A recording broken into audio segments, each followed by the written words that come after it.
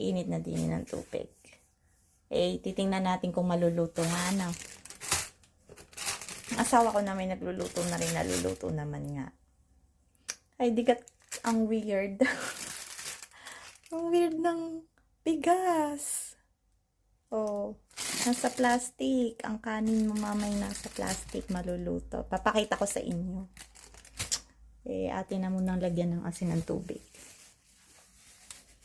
Ewan kung pag yun ay nagluluto, nilalagyan din na ng asin. Ang hindi ko naman nakikitang naglagay yun ng asin. Ako'y maglalagay at sabi lagyan ng asin. Hindi pa naman nakulo. Ilalagay ko na rin are.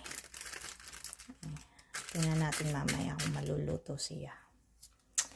Natin ha. Are na ang update sa ating nilagang bigas. Ayan, naging ouch! Naging kanin na nga siya. Dahil ako'y nagsasaing, di may itlog din. Ayan. Tingnan natin kung ang siya'y luto na. Iyan, ang resulta ng nilagang bigas.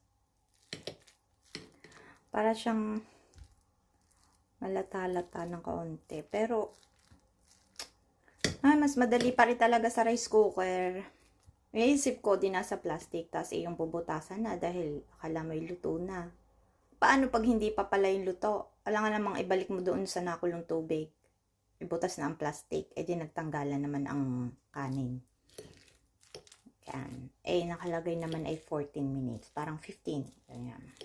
14, may ano pa. Kulang pang isang minuto. Ayan, 15 minutes. Yan ang ating kanin. Tikman ko nga.